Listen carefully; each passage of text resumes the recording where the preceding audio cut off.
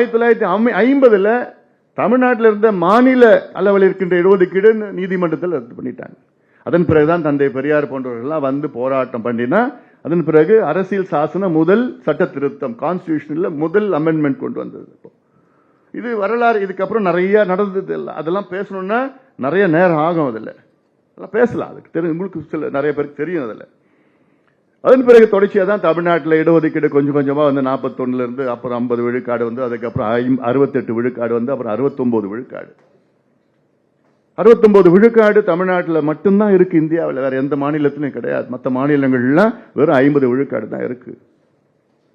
அந்த 69 விழுக்காடுக்கும் ஆபத்து வந்தது. அப்போ இதை யாரு காப்பாத்தினாங்கன்னா அப்பொழுது இந்த முதலமைச்சர் செல்வி ஜெயலலிதா அம்மையார் அவர்கள். அந்த அம்மா இல்லைன்னா இன்னைக்கு தமிழ்நாட்டிலையும் 50 விழுக்காடு தான் இருந்திருக்கும். வேற வழி கிடையாது. அந்த எப்படி காப்பாத்தினாங்க? 9வது அட்டவணையில் அரசியல் சாசனம் 9வது 9 ஷெட்யூல்ல அது கொண்டு வந்து அதுல பாதுகாப்பு கொடுத்ததெல்லாம் இது சும்மா சட்டம். தமிழ்நாட்டில் சட்டம் நிறைவேற்றினா போதாது. அவங்க சட்டம் நிறைவேற்றி தமிழ்நாட்டில் 93, 94 சட்டத்தை நிறைவேற்றி அப்பொழுது நரசிம்மராவ் பிரதமர் அவர்கள் அவரை அழுத்தம் கொடுத்து வலியுறுத்தி அரசியல் சாசன சட்ட திருத்தம் கான்ஸ்டிடியூஷனல் அமெண்ட்மெண்ட் பண்ணணும்னா 2/3 மெஜாரிட்டி பார்லிமெண்ட்ல நடக்கணும்.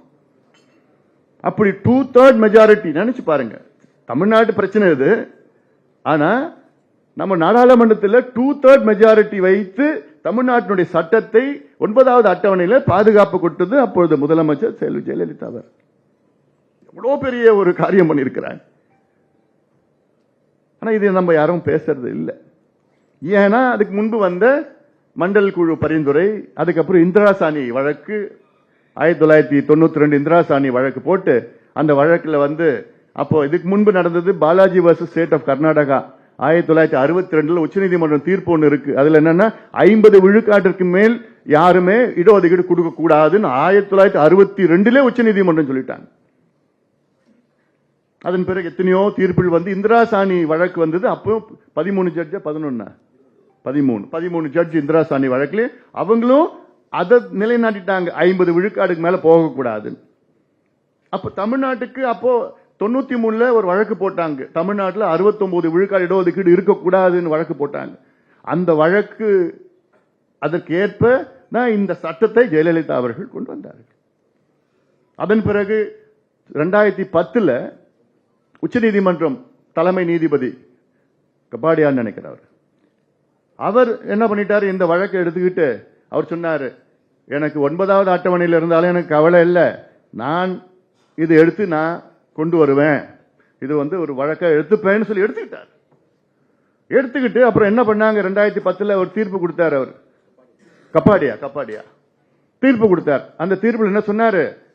இந்த வருஷம் நான் தமிழ்நாட்டில் 69 விழுக்காடு இடஒதுக்கீடு நான் ஏத்துக்கிறேன். ஆனால் ஒரு ஆண்டிற்குள் தமிழக அரசு ஜாதிவாரி கணக்கெடுப்பு நடத்தி தமிழ்நாட்டில் 69 விழுக்காடு மக்கள், பிற்படுத்தப்பட்ட மக்கள், தாழ்த்தப்பட்ட மக்கள், பழங்குடி மக்கள், மிகவும் பிற்படுத்தப்பட்ட மக்கள் இருக்கிறார்களா என்று எனக்கு ஆதாரம் வேண்டும், டேட்டா வேண்டும், ஓராண்டிற்குள் டேட்டா வேண்டும் என்று உச்சநீதிமன்ற நீதிபதி கபாடியா 2010 தீர்ப்பு வழங்கி போயிட்டார். அதன் பிறகு ஓராண்டு காலம் கழித்து அப்போ எடுக்கல. அந்த நேரத்தில் கலைஞர் தான் இருந்தார். அப்போ எங்க மருத்துவர் ஐயா அவர்கள் கலைஞரை பார்த்து இங்க பாருங்க தீர்ப்பு வந்துருச்சு, உச்சநீதிமன்றம் தீர்ப்பு வந்துருச்சு, தயவு செய்து எடுங்கன்னு. சரிங்க பார்க்கலாங்க, நிச்சயமா நான் செய்யறேன். ஒன்றும் நடக்கல. அப்போ தமிழ்நாடு வழக்கு என்னைக்கு வேணா வரும், என்னைக்கு வேணா எடுப்பாங்க.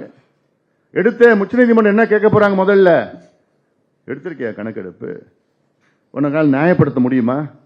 தமிழ்நாட்டில் 69 விழுக்காடு மக்கள் எஸ்சி, எஸ்டி, எம்பிசி, ஓபிசி இருக்கிறாங்களா?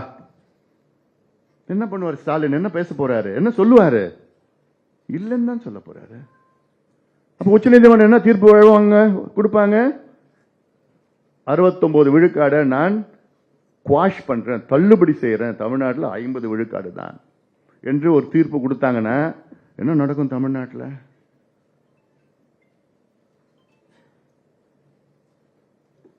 முதல்ல திமுக ஆட்சி அடுத்த நாள் போயிடும். ஏன்னா நாங்களாம் சும்மா இருக்க மாட்டோம், மேடையில் இருக்கலாம் சும்மா இருக்க மாட்டோம். தமிழ்நாடு கலவர பூமியா மாறும். இது எங்களுடைய உரிமையா? என்ன நாங்க கேட்கிறோம்? இந்த பிள்ளைங்களுக்கு படிப்பு கூடியா, வேலையை கூடியா, எங்களை முன்னேற்றணும்னு கேட்கிறோம். அதற்கு யார் யார் எந்த நிலையில இருக்கிறாங்கன்னு கணக்கெடுப்பு நடத்து. அதிகாரம் உங்ககிட்ட இருக்கு. ஏன் பீகார்ல நடத்துறாரு முதலமைச்சர் நிதிஷ்குமார் அவர்கள், அவருக்கு அதிகாரம் இல்லாம நடத்திருக்கிறாரு. தெலுங்கானா நடத்தினாரு ரேவந்த் ரெட்டி முதலமைச்சர், அதிகாரம் இல்லாம நடத்தினாரு. தெலுங்கானாவில் அங்க இருக்கிற உயர்நீதிமன்றம் தடை பண்ணிருக்கிறாங்களா? உச்சநீதிமன்றம் என்ன தடை பண்ணாங்களா? இல்லையே. பிறகு என்னையா நாடகம் நடத்துறீங்க நீங்க? செய்திகளை உடனுக்குடனும் துல்லியமாகவும் தெரிந்து கொள்ள சப்ஸ்கிரைப் பண்ணுங்க.